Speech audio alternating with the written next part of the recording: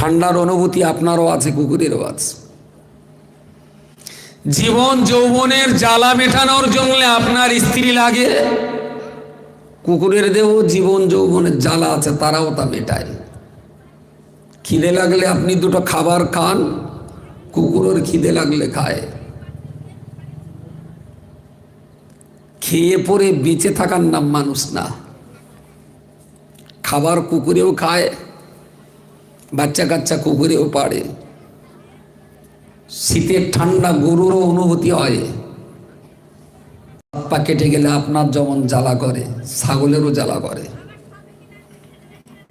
আমি তো কুকুর নই, আমি গরু নই, আমি ছাগল নই, আমি মানুষ। বাট তার সঙ্গে আমার পার্থক্যটা কোন জায়গায়? খাবার ধান্দায় আপনিও ঘোরেন, কুকুরও ঘোরে।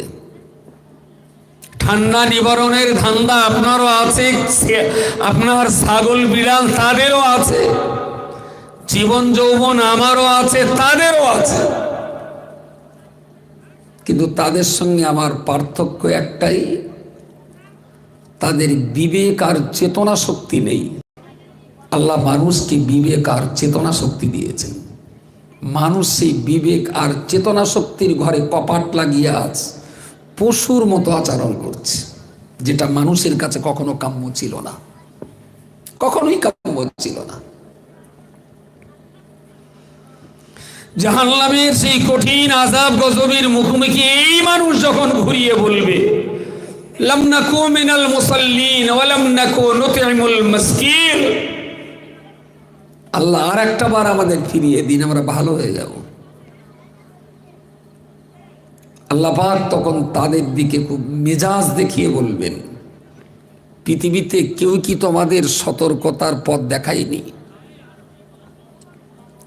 আমার আল্লাহ পাক রব্বুল আলামিন কোরআন শরীফের একাধিক জায়গায় সতর্ক শব্দ উল্লেখ করে বলেছেন, আলা বিযিকরিল্লাহি তাতমাইন্নুল কুলুব, আলা ইন্না আউলিয়া আল্লাহি লা খাউফুন আলাইহিম ওয়া লা হুম ইয়াহজানুন। আলা শব্দ দ্বীপ আমার আল্লাহ পাক রব্বুল আলামিন একাধিক জায়গায় বলেছেন, হে পৃথিবীর মনুষ্য জাতি, আলা সতর্ক হয়ে যাও, আলা সাবধান হয়ে যাও, সতর্ক হয়ে যাও। ইন্না আযাবাল্লাহি শাদীদ, আমি আল্লাহর আযাব, আমার গজব বড় সহ্য যন্ত্রণাদায়ক। আলা বান্দা সতর্ক হয়ে যাও, আমি আল্লাহ বলছি, এক মুহূর্তে যেমন কোন বললে পৃথিবী তৈরি হয়ে যায়, আবার আমি আল্লাহ কোন শব্দ বলে দেব, এক মুহূর্তের ভিতরে গোটা দুনিয়া ধ্বংস হয়ে যাবে। সতর্ক, সাবধান হয়ে যাও। ও পৃথিবীর মনুষ্যয়াতি, আমি আল্লাহ রাব্বুল আলামিন আমি তো তোমাদের জানিয়ে দিয়েছি, নব্বি ইবাদি আন্নী আনাল গফুরুর রহিম ওয়া আন্না আযাবি ওয়াল আযাবুল আলীম।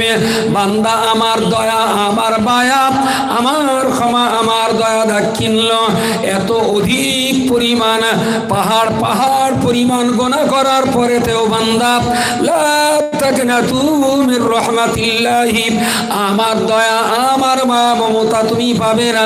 তুমি এত বড় পাপী, আমার ক্ষমা তুমি পাবে না। তুমি এত বড় মহাপাপী, আমার রহমত তুমি পাবে না।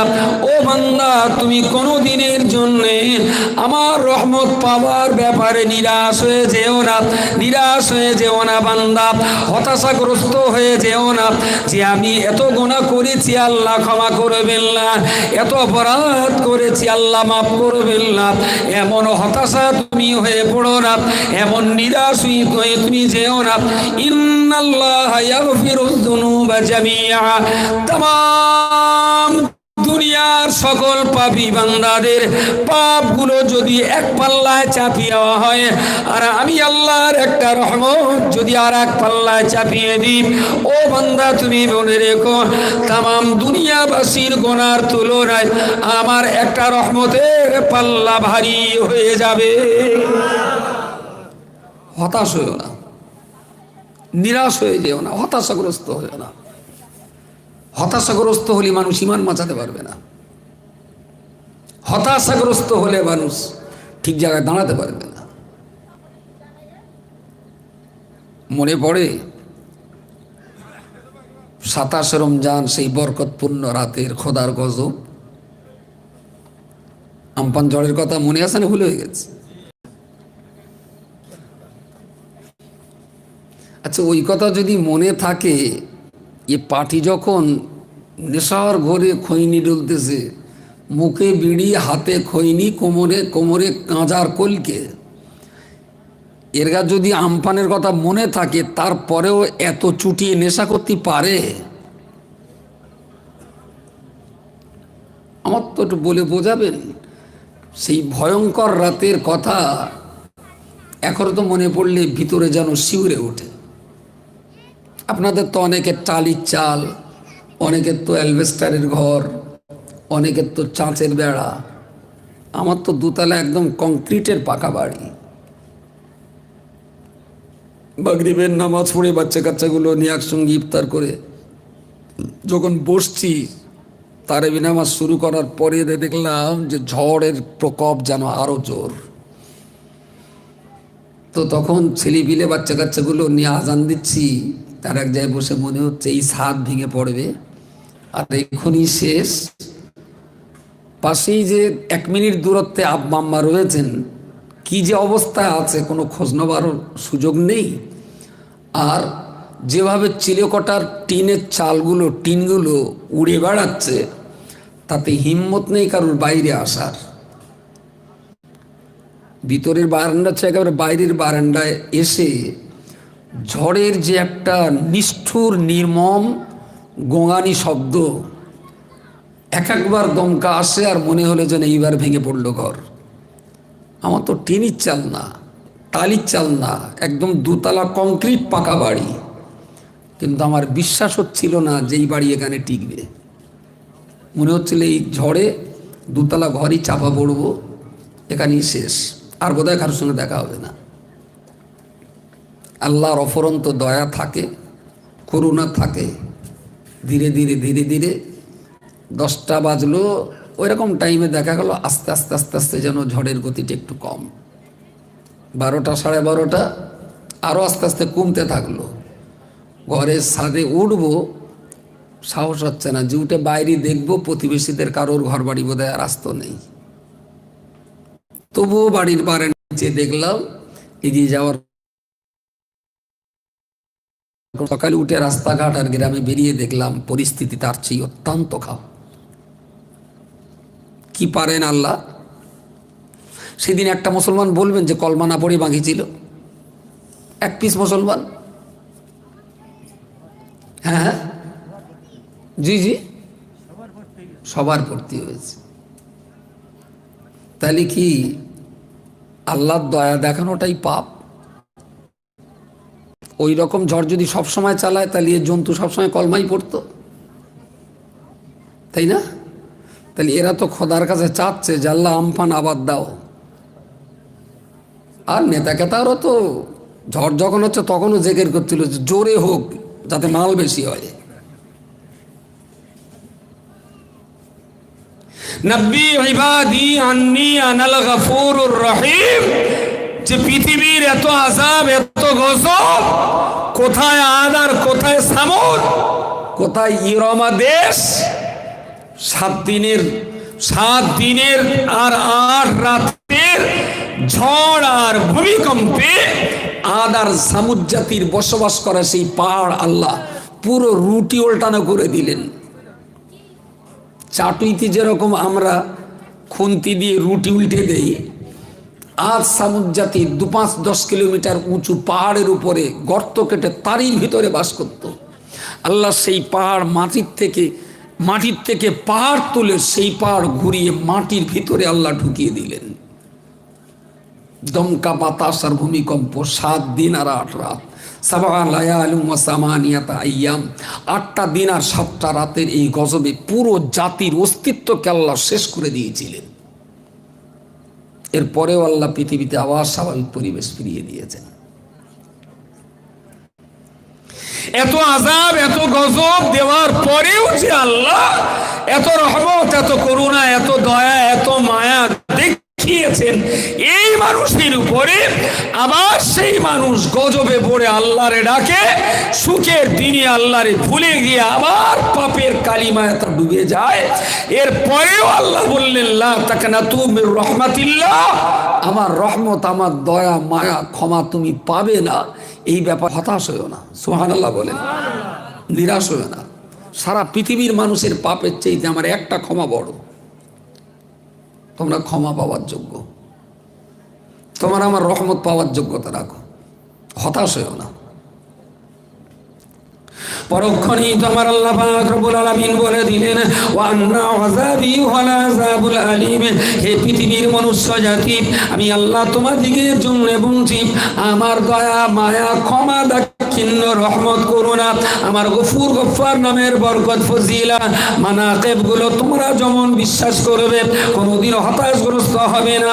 আমি এত পাপী যে আল্লাহর রহমত পাবো না, আমি এত গুনাহগার আল্লাহ আমাকে ক্ষমা করবেন না, আমি এত অবাধ্য আল্লাহ পাক আমার দিকে রহমতের দৃষ্টিতে তাকাবেন না, এ কথা কখনো মনে করো না। তুমি যত বড়ই পাপী হও না কেন, আমি আল্লাহ পাক রব্বুল আলামিন আমার ক্ষমার চেয়ে তোমার পাপটা বড় নয়, আমার মায়ার চেয়ে তোমার পাপটা বড় নয়। এটা যেমন তুমি তোমার ভিতরে বিশ্বাস করে রাখবে, তমন বান্দা এটাও তুমি মনে করবে ও আন্না আযাবি ওয়াল আযাবুল আলীম, আমার আযাব, আমার গজব, আমার শাস্তি এত কঠিন শাস্তি, আমার আযাব এত কঠিন আযাব, আমার গজব এত ভয়ঙ্কর গজব, আমার আযাব, আমার গজব, আমার জাহান্নামের শাস্তি পৃথিবীর মানুষ কখনো দেখেনি, আমার জাহান্নামের আযাব পৃথিবীর মানুষ কখনো দেখেনি। আমি আল্লাহ পাক রব্বুল আলামিন এত কঠিন আযাব আর গজব দিতে পারি। ওয়া আন্না আযাবি ওয়াল আযাবুল আলীম, আমার আযাব, আমার গজব পৃথিবীর মানুষ কোনোদিন কল্পনাও করতে পারে না। তুমি হাজার পাপ করার পরেও বিশ্বাস রাখো আমি আল্লাহ তোমাকে ক্ষমা করে দিতে পারি, তবে তুমি কখনো আমার আযাব থেকে বেপরোয়া হয়ে যেও না যে আমি তোমাকে আযাব দিতে পারি না। কোনোদিন তুমি বেপরোয়া হয়ে না। তোমার জমিদারি, তোমার বাহাদুরি, তোমার হঠকারিতা, তোমার গরম, তোমার হমকানি আর ধমকানি, তোমার চমকানি আর দাদাগিরি শেষ করার জন্য আল্লাহ তোমার মতো রাম ছাগলের জ্ঞান দেওয়ার জন্য আল্লাহ নমরুদকে মেরেছিলেন মশা দিয়ে। তুমি কোথাকার পাটা গরম দেখাচ্ছ? নমরুদের যা ধনবালার জনবল, নমরুদের যে অর্থবালার প্রভাব প্রতিপত্তি ছিল, এখন নরেন্দ্র মোদী, তারপরে আমাদের আমেরিকার প্রেসিডেন্ট, অতীত বর্তমানে যারা আছে, এদেশে বাংলাদেশের শেখ হাসিনা বলি, আর পাকিস্তানের মোশাররফ বলি, আর ইমরান খান বলি, সৌদি আরবের রাজা কিং আবদুল্লাহ বলি, আর ব্রিটেনের রানী এলিজাবেথ বলি, এদের সবার মিলে যত না গরম, তার চেয়ে অনেক বেশি মালমাত্রা ছিল ফেরাউনের, নমরুদের একা একা। সেই নমরুদকে আল্লাহ কি দিয়ে মেরেছিলেন? কেন কামান কেনার পয়সা আল্লাহ ছিল না? আল্লাহ ইচ্ছা করলে কি বিরাট বড় সড়ো কোনো অস্ত্র দিয়ে ওরে শেষ করতে পারতো না? আসলে আমাদের সমাজের এই রাম ছাগল আর পাঁটা ছাগলগুলোর জ্ঞান দেওয়ার জন্য আল্লাহ মশা দিয়ে মেরেছিলেন নমরুদের। যে নমরুদের মতন তাবড় মাতব্বর যদি আমি আল্লাহ মশাদের শেষ করতে পারি, তা তোর মতন ছাগল মারতে আমার কতক্ষণ লাগে? কিন্তু আমরা দু পয়সার মুখ দেখে দুবেলা দুটো ডাল আর ভাত খেয়ে যা ভাবছি, মনে হচ্ছে যেন এরাও বাচ্চা বাচ্চা নমরুদ, সব খুদে নমরুদ। আমি যা বলবো তাই। What is this? ও যেন এটা নিজের বিরাট কিছু ভাবে, ডোন্ট কেয়ার, চলছে চলবে। কিন্তু এটাও বোঝা উচিত ও আন্না আযাবি ওয়াল আযাবুল আলীম, আল্লাহ যে কতটা আযাব দিতে পারেন সেটা ও করার বাটকারা পৃথিবীর মানুষের নেই। সেই জন্যেই কি এত জমিদারি আর বাহাদুরি, সেই জন্যই এত হঠকারী চিন্তা ভাবনা। সেই জন্যেই কি আমাদের এত বেপরোয়া জীবনযাপন? কতদিনের জন্যে? কতদিনের জন্যে? আমার বয়স এখন 48 বছর। 7-8 বছর বয়সে যখন এরকম শীতকালের শুরুতেই পুকুরে যখন ছাঁচা টাচা হতো, মাছ টাছ ধরা হতো, দড়ি দেওয়া একটা প্যান্ট পরে সেই পুকুরে মাছ ধরা, জাল ফেলা, গোটা গায়ে কাদা লেগে থাকা, আর শিঙি মাছে কাঁটা মেরেছে, যন্ত্রণা থামে না, পেশাব দিয়ে সেই কাটার যন্ত্রণা কমানো, এখনও তো ছবির মতো মনে পড়ে। সব কথা তো ভুলে যায়নি। শিঙি মাছে কাঁটা মারলে সবচেয়ে ভালো ওষুধ।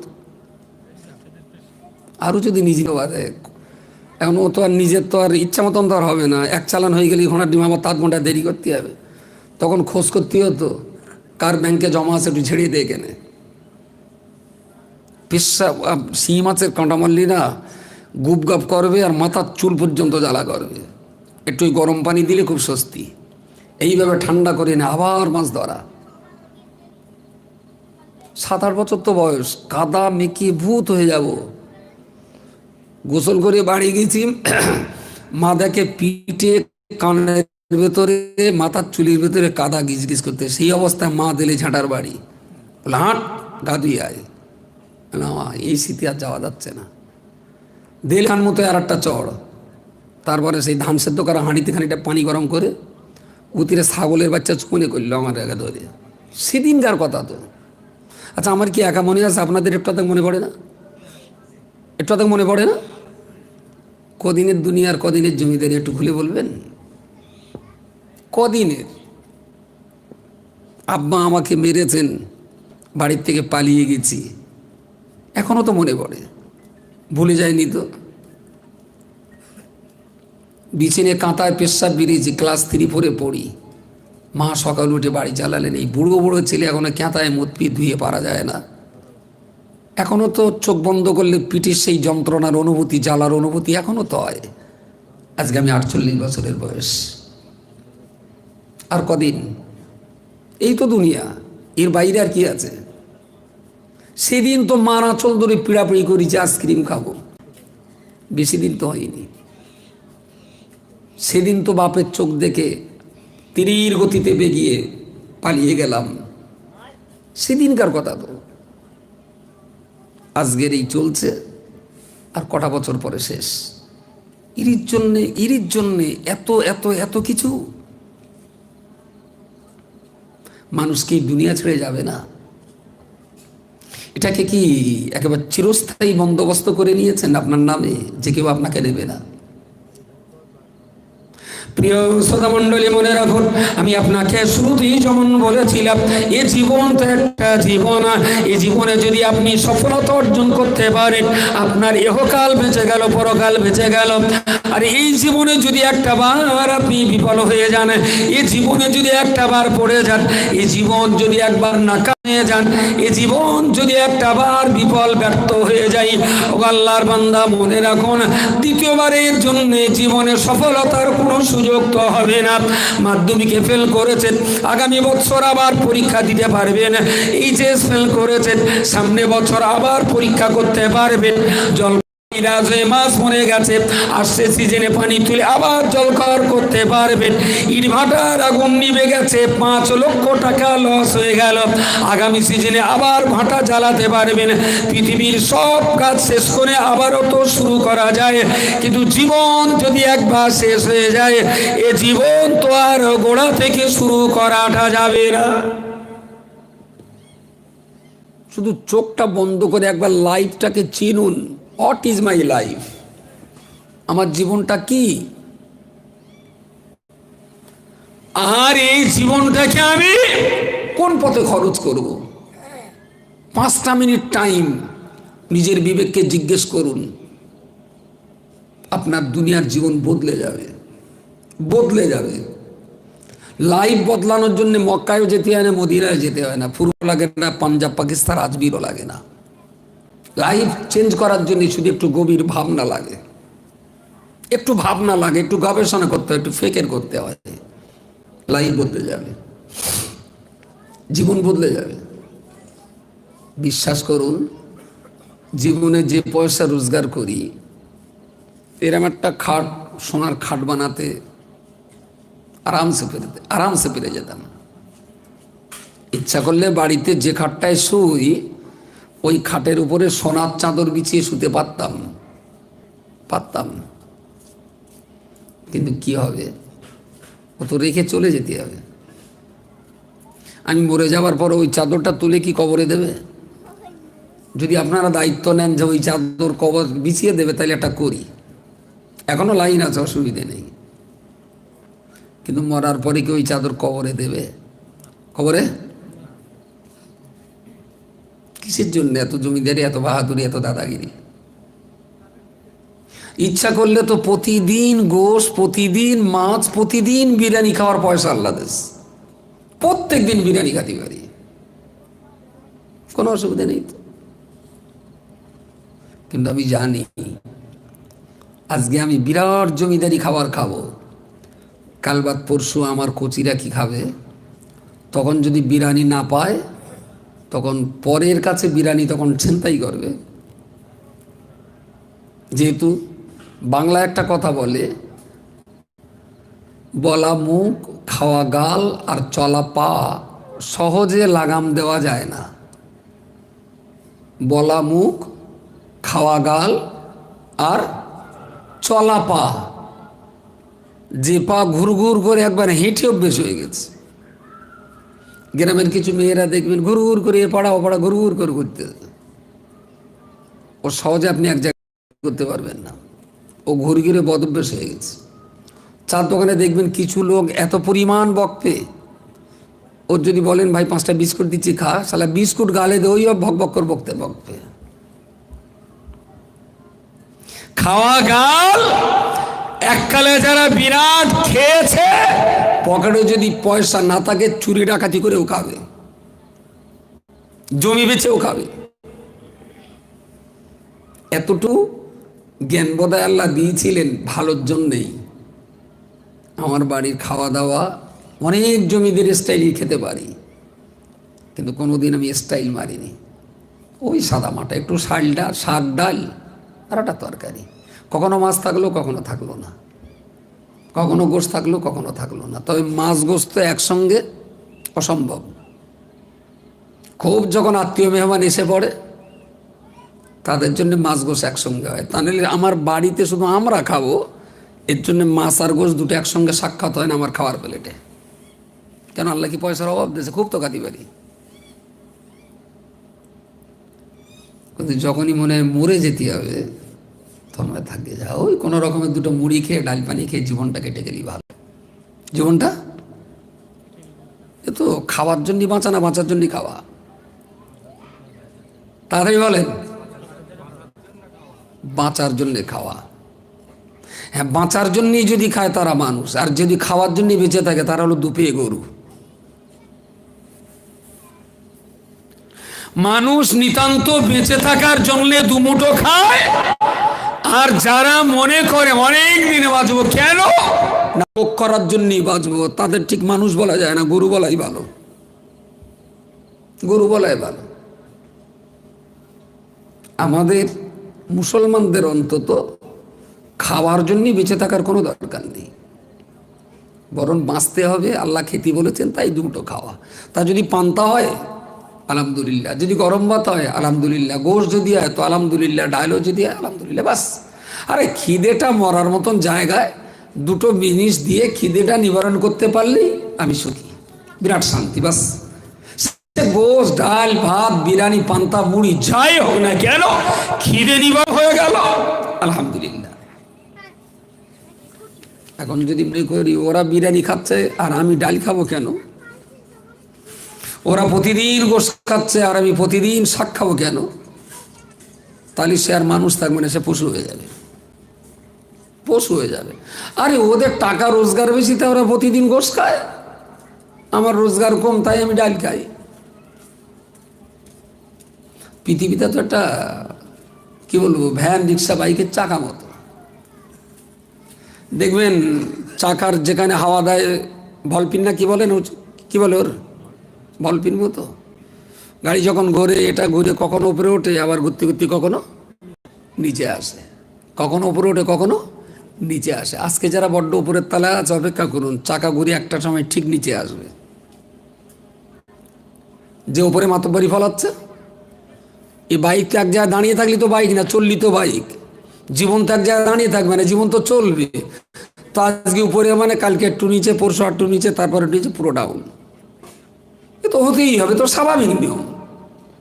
আর আপ ডাউন হয় বলেই তো গাড়িটা এগোয়। যদি ওপর নিচে ঘুরপাক না হয় তাহলে গাড়িটা আসলেই তো এগোবে না। তো মানুষের জীবন তো একটা গাড়ির চাকার মতো। সুখ, শান্তি, দুঃখ, খাওয়া না খাওয়া, অভাব অনটন, হাসি কান্না, যন্ত্রণা, বেদনা, সব কিছু দিয়ে তো একটা জীবন। তা আপনি ভাবলেন কি করে সবসময় একটাই যাবে? ভাবলেন কি করে সবসময় একরকম যাবে? আজকে গোস্ত জুটেছে, কালকে ডাল জুটতে পারে, মোটে না জুটতে পারে, শুধু দুটো ভাত জুটতে পারে। হ্যাঁ, ঠিক আছে। এখন গাড়ির টায়ার যদি বলে আমি যে অংশ পরে আছে নিচে যাবই না, তাহলে গাড়ি দাঁড়িয়ে থাকবে, এগোবে না, কখনো এগোবে না। ইসলামী এই জীবন দর্শনগুলো কিছু পড়তে হয়, কিছু শুনতে হয়, কিছু বুঝতে হয়, আর শোনা বোঝা পড়ার কমপ্লিটটাকেই নিজের জীবনে ইমপ্লিমেন্ট করতে হয়, কাজে লাগাতে হয়। তবে মুসলমান, তবে মুসলমান। শুধু শুনলাম কাজ করলাম না, পড়লাম কাজ করলাম না, বুঝলাম কাজ করলাম না, মুসলমান না। কুনতুম খায়রা উম্মাহ, আল্লাহ বলেছেন মুসলিমরাই হলো পৃথিবীর ভিতরে সবচাইতে ভালো জাতি। সুবহানাল্লাহ বলেন। মুসলমানরা হলো বিশ্বের ভিতরে সবচাইতে ভালো জাতি। কিন্তু সেই ভালোটা আমরা আছি কি এখন? ভালোটা, একটা মানুষ বাঁচতে গেলে, পৃথিবীতে বাঁচতে গেলে অনেক, ঠিক আছে, অনেক কিছু লাগে।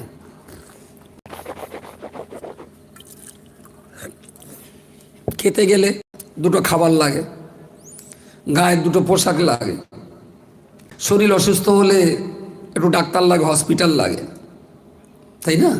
লেখাপড়া শিখতে গেলে একটি স্কুল লাগে, চাষ করতে গেলে সারের দোকান লাগে, দুটো লাগে, একটা নাঙল লাগে, কোপাতে গেলে একটা কোদাল লাগে, পুকুরে মাছ ধরতে গেলে একটা জেলে লাগে। এই সব কিছু নিয়ে তো তবে একটা সমাজ, তাই না? সব কিছু নিয়ে একটা সমাজ।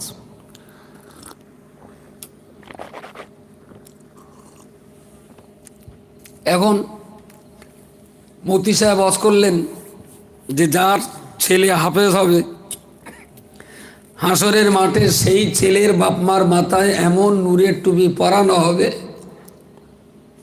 আসমানের সূর্যের চেয়েও সেই টুপির জ্যোতি বেশি হবে। বলুন সুবহানাল্লাহ। শুনেছেন আওয়াজ কখনো?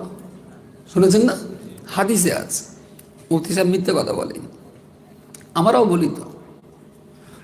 দাওউহু আহসানুন মিন দাওইশ শামসি, ওই টুপির জ্যোতি এত বেশি হবে যে সূর্যের জ্যোতি ওই টুপির কাছে হার মেনে যাবে। এখন হিন্দু আমতার খাঁটরার মুসলমান মুফতি সাহেবের বিরাট মানে, ওই হাদিস নিয়ে শুনে গ্রামের ছেলে মেয়ে একটাও আর কোত্তাও দেয়নি, সব হাফেজ করেছে, সব করা হাফেজ করেছে। এখন আমতার হাফেজ ছেলে আর খাঁটার হাফেজ মেয়ে বিয়ে হয়েছে। এখন বিয়ে হয়েছে মানে বছর ডেক পরে পেটে কচি, যথারীতি ডেলিভারি পেন শুরু। গ্রামের ধাত্রী দেখে বললেন বাচ্চা আড় হয়ে গেছে, কোন হসপিটালে লাগাইতে হবে। হসপিটালে এবার কাপা উঁচু করে দেখবে কেটা? আমরা কি কোনো ডাক্তার তৈরি করেছি? কথা বলেন। এখন গ্রামের কোনো হাফেজ যদি বলা হয় বটিতে কেটে একটুখানি বের দিয়ে দিন, এ আড় হয়ে গেছে, একটু সোজা করে বের করতে, হাফেজ সাহেব কি পারবে ওটা? তার জন্য একটা ডাক্তার দরকার। এখন আমার সমাজ যদি একটা ভালো সতী সাধবী শিক্ষিতা ইসলামী জ্ঞান সম্পন্না একটা মেয়েকে যদি ভালো ডাক্তার করি, তাহলে আমার বউটাকে সেই মহিলা ডাক্তার অপারেশন করবে, আমার ইজ্জত বেঁচে গেল। আর আমরা সবাই হাফেজ হলুম, কিন্তু বাচ্চা বের করার কোনো মুসলমান ডাক্তার করতে পারিনি। তাহলে সমর ঘোষ গয়লা তাইলে এখন পেট ফেড়ে বের করবে, তাতে মুসলমানের ইজ্জত। কথা বলেন, পাংচার। সেম টু সেম, বাঁচতে গেলে মাথা উঁচু করে যদি বাঁচতেই হয়, সমাজের জন্য হাফেজও দরকার, মাওলানাও দরকার, কারিও দরকার, মুফতিও দরকার, আমিনও দরকার, ডাক্তারও দরকার, মাস্টারও দরকার, ইঞ্জিনিয়ারও দরকার, কোর্টের উকিল দরকার, থানার পুলিশ দরকার, দেশ পাহারা দেওয়ার জন্য সেনাবাহিনী দরকার, বিএসএফ দরকার, সেই সঙ্গে দরকার হলো ঝগড়াঝাটি বাদালি মেটানোর জন্য বিডিও দরকার, পুলিশ বাহিনীর প্রধান এসডিপিও এসডিও দরকার, ডিএম দরকার, ডিজি দরকার। তবে তো মুসলমান মাথা উঁচু করে বাঁচবে। আজকে আমার মাথায় টুপি আছে, আমি ভালো ওয়াজ করতে পারি, আমার গায়ে বড় জামা আছে, দেশের লোক আমার পিছনে নামাজ পড়ে, কিন্তু আমি যদি এখন থানায় যাই, থানা বললো যান যান, কথা বলতে হবে না, আপনার সঙ্গে কথা বলবো না। বললাম কি সর্বনাশ, আমি একটা বিপদে হয়ে আমার গাড়ি ছিনতাই হয়ে গেছে, থানায় এলাম, থানা আমাকে তাড়িয়ে দিল। ঠিক আছে, থানার দিকে নেব, কি দিয়ে দেখবো? আমার তো থানায় একটাও পুলিশ নেই, বিডিওটা তো আমার না, এসডিওটা তো আরএসএস এর, ডিজিটা তো বিজেপির, এসডিও তো ব্রাহ্মণ, থানার ওসি তো চ্যাটার্জি। আমি কোথাও যে কি আমার এই মনের কষ্টের ন্যায় বিচার আমি পাওয়ার আশা করতে পারি? আশা? সুতরাং বড়াব্বা, তুই 4টে বাচ্চা, তোর একটারে করলি জলকরের মাছ ধরার যাতে, আর একটা নাঙল গরু কিনে দিলি চাষ করার যাতে, আর একটা দিলি ইট ভাটায় আগুন লাগাবার যাতে, আর একটা দিলি কাপড় চোপড়ের 1.5 চাকার সেলাই মেশিনের যাতে। এইবারে তুই রাত্রি তাহাজ্জুদের পার্টিতে বসে খোদার কাছে খুঁতখুত করে কেনতেছিস, আল্লাহ বাবনি মসজিদটা রক্ষে করো, আল্লাহ মসজিদটা বাঁচিও। বেঈমান, বিশ্বাসঘাতক, জালেম, অত্যাচারী শয়তান, তুমি পারোনি 4টে ছেলের ভিতরে একটাকে উকিল করে সুপ্রিম কোর্টে পাঠাতে? তুমি পারোনি তোমার একটা বাচ্চাকে লেখাপড়া শিখিয়ে বসিরহাট থানার আইসি করতে? তুমি কেন পারোনি তোমার একটা ছেলেকে লেখাপড়া শিখিয়ে সুপ্রিম কোর্টে জাজ করতে? আল্লাহ যে সম্পদগুলো দিয়েছিলেন, কোর্টে, পুলিশে, এসডিও, বিডিও, হাইকোর্ট আর সুপ্রিম কোর্টের চেয়ারে তোমার ছেলে মেয়েদের বসার শিক্ষা না দিয়ে তুমি বাপ বাচ্চা করার তৈরি করেছ টাকা তৈরির মেশিন। 12 বছরের বাচ্চা তুমি তারে দেশ সেলাই কাজে, তোমার মতন বাপ জ্যান্ত পাকা রাস্তায় পুঁতে ফেলে দেওয়া উচিত। তুমি বাপের জাদা না হারাম জাদা? তুমি তোমার নাবালক বাচ্চারা তুমি কাজ করে তার পয়সা রোজগার করছো, শরম হওয়া উচিত, লজ্জা লাগা উচিত এ জাতির।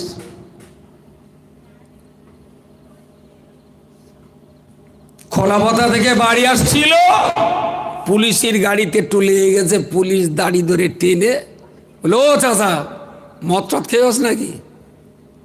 এখনো চাচার লেগে গেছে, মানে একে তো আমার দাঁড়িয়ে আছে, নামাজ পড়ি, তাতে আর আমার বলি কিনা মাতাল দেখে নেবো। আমি এসে টিএমসির নেতা লিডারকে বলেছে, এই মেটে থানার পুলিশ আমার দাড়ি ধরে বলে কিনা চাচা মদ খেয়েছ, চল বয়কার সালা দিয়ে গেল। মাইকে হেঁকে দিলে মেটে থানা ঘেরাও হবে। কেন না, মুসলমানের দাড়ি ধরে চাচা বলেছে জিহাদ ঘোষণা, পুলিশের দেখে নেব। আমারে ফোন করলো, বললো ভাই আমতা, খাঁটরা, ইন্দুয়া, জামপুরের মুসলমান খেপে গেছে, থানা বোধহয় আর থাকবে না। কেন নেই এই ব্যাপার? আমি সবাই যাবে থানায়? তাহলে হ্যাঁ যাবে।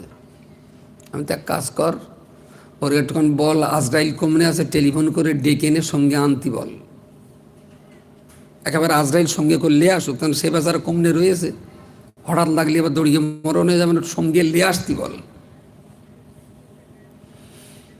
কোন চাচা দাড়ি ধরে ঠাট্টা করেছে, হুজুর আমার আমার আহা আমার নবী সদ্দরে আমার কি বেজ্জতিটা করলো খোকা। বলি হিজড়ের মতন একটা কান্না দিলে। বললেন চাচা ছেলে কটা? তাহলে 6.5টা।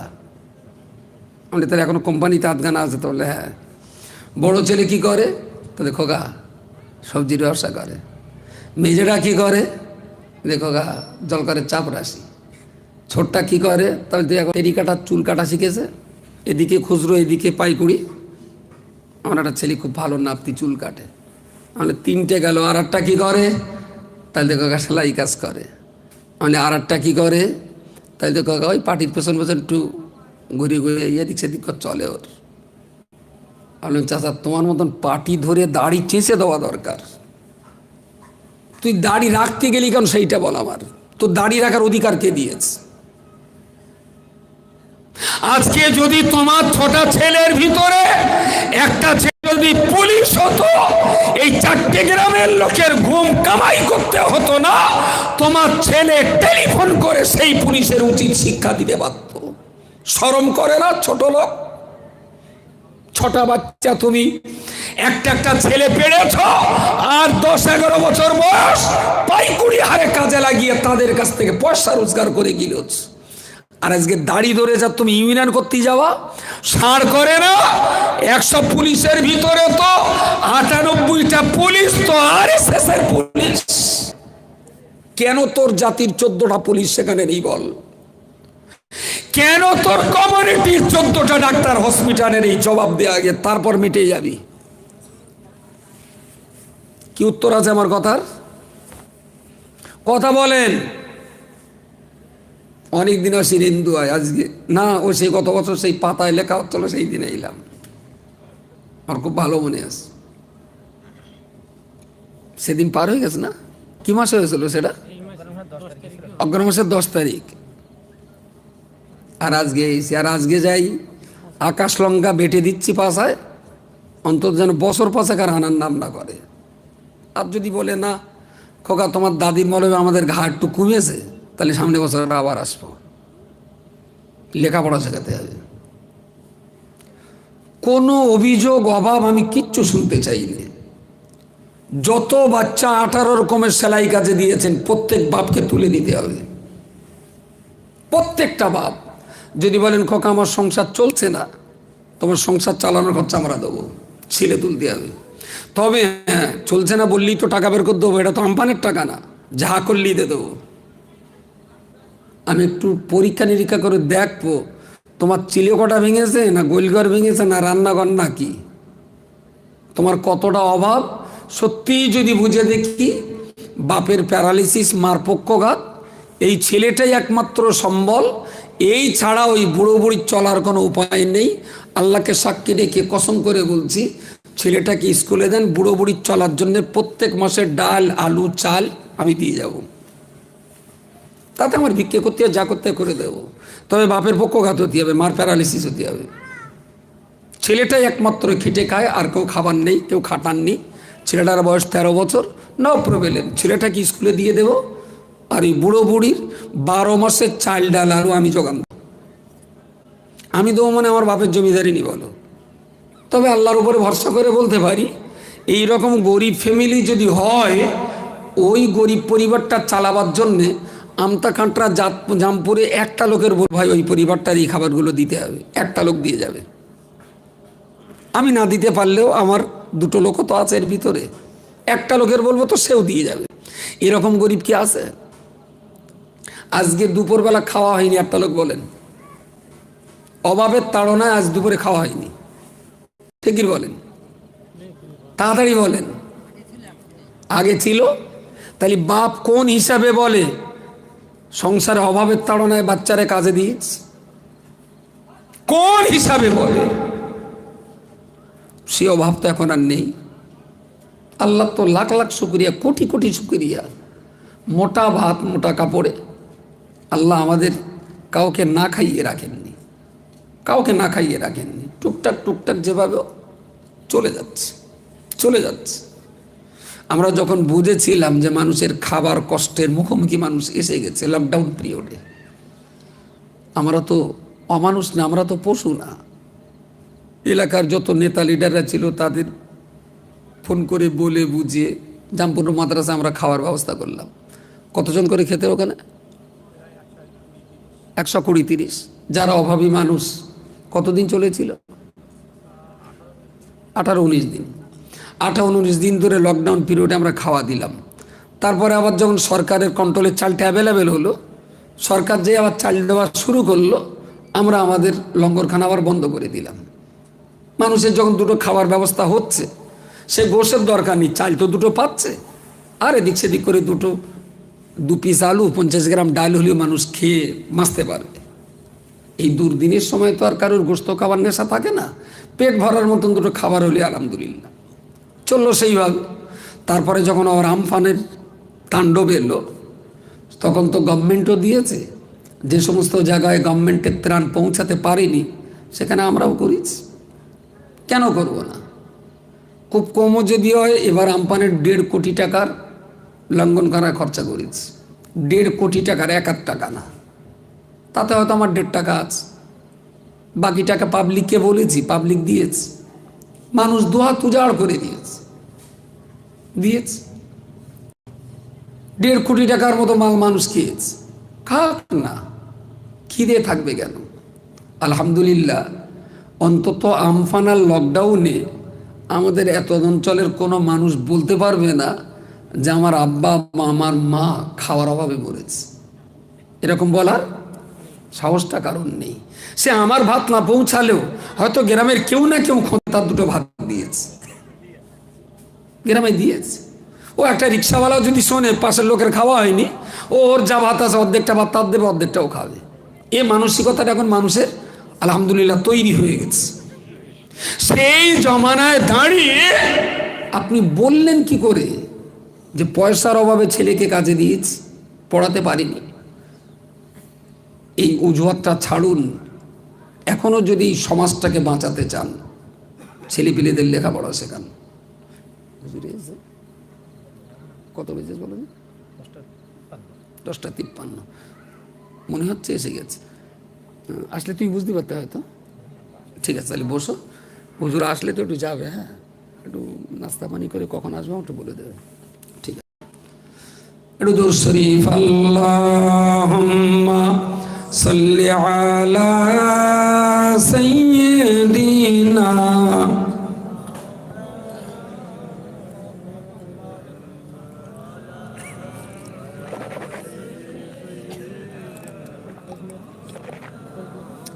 গাড়ি গেলে বোঝা যাবে। আলহামদুলিল্লাহ। আচ্ছা, এত আকাশ লঙ্ঘা দেও তো দরুদ শরীফের আওয়াজ জোর হলো না, মানে গা মনে হচ্ছে এখনো গরম হয়নি। ঝাল কি আরো হাই ডোজ দিতে হবে নাকি রাগের চোটে আসতে হয়ে যাচ্ছে, তাও তো বুঝতে পারছি না। আল্লাহ ভালো করুন। কোনো ব্যক্তি হিংসা, কে কারোর প্রতি ক্ষোভ, কারোর সঙ্গে আমার জমি জায়গা নিয়ে রাগারাগি, আল্লাহ শপথ বলছি, কোনো ব্যক্তি রাগারাগির প্রতিশোধ নিতে আসেনি। সমাজের এই কঠিন দুঃখ দুর্দশা দেখে কথাগুলো বলতে বাধ্য হচ্ছি। ইন্নাল্লাহা লা ইউগাইয়িরু মা বিকাওমিন হাত্তা ইউগাইয়িরু মা বিআনফুসিহিম। সেই জাতির ভাগ্য আল্লাহ ততক্ষণ পাল্টাবেন না, বদলাবেন না, যে জাতি নিজেরা নিজেদের ভাগ্য না বদলায়। আমাদের এই রাজ্য স্বাধীনতার পরে রাজ্যের মুখ্যমন্ত্রী ছিলেন ডক্টর বিধান রায়, না বিধান রায়, সিদ্ধার্থ শঙ্কর রায়। সিপিএমের আগে কারা কে ছিলেন মুখ্যমন্ত্রী? সিদ্ধান্ত শঙ্কর রায়। 77 পর্যন্ত তারা চালালো। তারপরে এলো রাজ্যে বামফ্রন্ট সরকার, তারা চালালেন একটানা 2008 পর্যন্ত। তারপর এখন টিএমসি সরকার চলছে। এখন আপনাদের কি মনে হয় যে সিদ্ধান্ত শঙ্কর রায় মুখ্যমন্ত্রী ছিলেন যখন,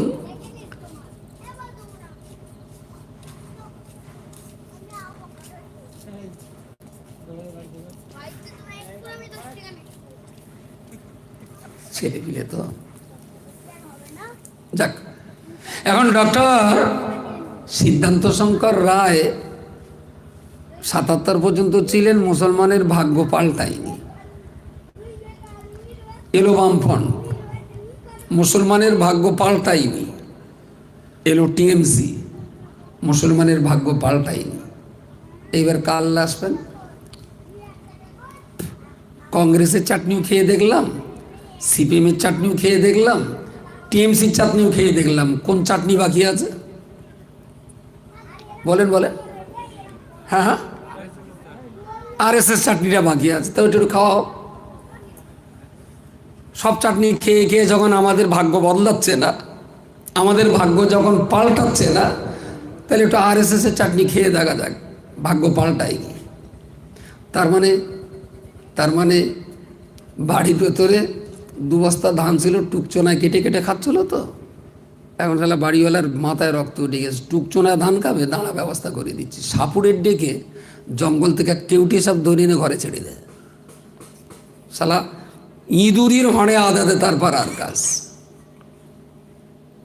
ছোট বয়সে সময় তো পাইনি, তো ওই লোকে দেখাতো মাঝে মাঝে, বলে টাওয়ারে ও নিচে বসে পান্তা খাচ্ছিল, এবং টাওয়ারে কাক বসে হেগে দেশে, আর সেই কাকের পায়খানা ওর পান্তার তালায়। তো উঠে এইবারে আল্লাহর কাছে দোয়া করতে, আল্লাহ এত পানি দেবা যেন টাওয়ারের ওপর দিয়ে পানি যায়। শালা কাক কমনে বসে গেল, টাওয়ারের ওপর দিয়ে চলে গেল পানি, কাক নাই বসতে পারলো না। তুমি তো বসপা কমনে, কাকের উপরে রাগ করে বদদোয়া দিচ্ছে যে টাওয়ারের ওপর দিয়ে পানি যাক, কিন্তু ছাগল কমনে বসবে তার হিসেব আছে। এখন ইঁদুর আর টকচনায় বস্তার ধান খেয়েছে, ইঁদুরি আমপানের টাকা খেয়েছে, ইঁদুরি চাকরি খেয়েছে, ইঁদুরি লেখাপড়া খেয়েছে, এর মাথায় রক্ত উঠে গেছে। শালা কেউটে সব ঘরে এনে ছেড়ে দেবো, ইঁদুর কোণে বাস করে দেখে দেবো। খালু তুমি কোথায় থাকবা? খালু ইঁদুর জব্দ হবে, কিন্তু তুমি কি হবা খালু? বুঝতে পারেননি? খালুর বলো সে চিন্তা মাথায় নি, খালুর এখন নেশাই লেগে গেছে, ইঁদুর জব্দ করতে হবে, কারণ বস্তার টুকচোনায় ধান কেটে কেটে খেয়েছে। খালুর মাথায় ভূত চেপে গেছে, টুকচোনা জব্দ করতেই হবে। আমাদের সে ছোট বয়সে আমার এক চাচা ছিল, একটু বুদ্ধিসাধ্য কম, এখন মাছ নে ধরতে গিয়ে ঠান্ডা পুকুরি গোসল করতে করতে সে হলো গাত পা ধুয়ে বাড়ি যাচ্ছিল, এখন পুরো কোমর থেকে নিঃশ্বাস পানো হয়ে গেছে। সে কোমরে গামছা আছে কিনি বুঝতে পারিনি, এখন সেইভাবে ডাঙাইনি উঠে, ও বৌমা বৌমা লুঙ্গি দাও দিন, গা ধুয়ে এলেই। যত বৌমার কাছে লুঙ্গি যায় বৌমা তত দৌড়োয়। তো বৌমা লুঙ্গিটা দাও, দৌড়চ্ছে কেন? বৌমা ঘরের ভেতরে যায়, ই আবার ধরে দে, বলছিস লুঙ্গিটা দিদি, সে আরও দৌড়চ্ছে। বৌমা তো বলতে পারতেছে যে কি কাণ্ড ঘটে গেছে, বুঝতে পারেননি। তারপর অন্য লোক দেখতে পেয়ে গিয়ে তাড়াতাড়ি করে একটা বস্তা টস্তা কি পেয়ে এরম জড়িয়ে ধরিয়ে বলতেছে, তোমার কারণ হুঁশতাল আছে, তুমি বৌমা লুঙ্গি চাতিয়েছ, তোমার কী অবস্থা কি? তাহলে তো কেন? তা তো তোমার সে গামছা কই? বলতে যা আঙ্গার যে খালু দৌড়চ্ছে, ও খালুর বলো গামছা বলো পুকুরি, খালু উদ্দিশ্বাসে দৌড়চ্ছে, বুঝতে পারেননি। আসলে জাতির কোনো উপায় নেই, তো লেখাপড়া তো শিখিনি জাতি।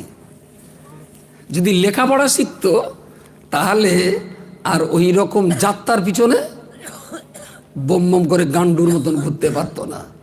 আর যা ঘুরছে পেছন পেছনে সব এরকম 12 ক্লাস কম 13 ক্লাস পাস, 7 ক্লাস কম পার্টি। আর সেসব পার্টির হিম্মত কি! দাদা হুজুর কেবলা জিন্দাবাদ। খোদ আজরাইল বলতে দাদা হুজুর মরে গেছে, রুহ লিখেছি, তাই তোরা কবরে দিছিস, এখনো জিন্দাবাদ দিচ্ছিস? তাহলে দাঙ্গা দাদা হুজুর যা পারি তাই দেবো। আমার কথা বোঝায়নি? দাদা হুজুরির ডেড বডি রেখে দিয়ে তো নিয়ত করা হয়েছিল, নওয়াইতু আন উআদ্দিয়া আরবা তাকবীরাতি সালাতিল জানাজাতি ফরদিল কিফায়াতি আসসানাউ লিল্লাহি তাআলা আদ-দুআউ লিহাযাল মাইয়াত। মানে কি জানতো? তাহলে দেশের লাখ হলো ডেড বডিটা সামনে রেখে দোয়া করলেন, তাই আপনার জানাজা পড়লেন, আল্লাহ এই মৃত ব্যক্তির জন্যে দোয়া স্বরূপ আমরা জানাজা নামাজ পড়ছি, তাহলে লক্ষ লক্ষ লোক মরা বলে জানাজা পড়ে কবরে দিলে এখনো গান্ডুর বাচ্চা স্লোগান দিচ্ছে দাদা হুজুর কেবলা, বলতে জিন্দাবাদ। আপনি ধরে দিতে যাবেন বলে সালা কাফের। তাহলে এতে জিন্দাবাদ মানে তো জ্যান্ত থাক। তাহলে ঘুরিয়ে বল যে দাদা হুজুরের আদর্শ জিন্দাবাদ, দাদা হুজুরির মতবাদ জিন্দাবাদ, দাদা হুজুরের রীতিনীতি জিন্দাবাদ, দাদা হুজুরির সালাম কিয়াম জিন্দাবাদ। তা তুই দাদা হুজুর বলতেছিস, বলতে আঙ্গা হুজুর ভাবে পারি সেইভাবে বলবো, তুমি কথা বলবা কেন?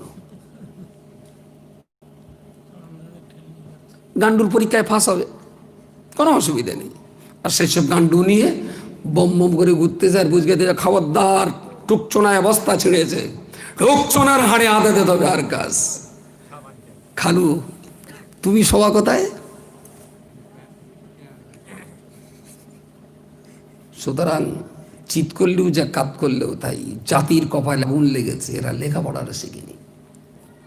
যদি লেখাপড়াটা করতো, শিক্ষাটা যদি থাকতো, দীক্ষাটা যদি থাকতো, ইসলামটা যদি ঠিকঠাক মতো জানতেন, এই সর্বনাশটা করতে পারতেন না, কখনো করতে পারতেন না এত সর্বনাশ। প্রিয় শ্রোতা মণ্ডলী, মনে রাখুন, আমি আপনাকে বলতে চেয়েছিলাম, আমার আল্লাহ পাক রব্বুল আলামিন কোরআন শরীফে পরিষ্কার করে বলেছেন, ইন্নাল্লাহা লা ইউগাইয়িরু মা বিকওমিন, জাতির ভাগ্য আমি আল্লাহ কখনোই বদলে দেব না যে জাতি নিজেরা নিজেদের ভাগ্য না বদলে নেবে। ও বান্দা, আপনি জানবেন ডক্টর সিদ্ধান্ত শঙ্কর রায়, তিনি আমাদের দেশের মুখ্যমন্ত্রী ছিলেন, মুসলমানের ভাগ্য বদলায়নি। বামপন্থীদের আমলে মুসলমানের ভাগ্য বদলায়, এখন টিএমসি নাম হলে মুসলমানের ভাগ্য বদলায়নি। ও বান্দা, আপনি কাকে দোষ দেবেন?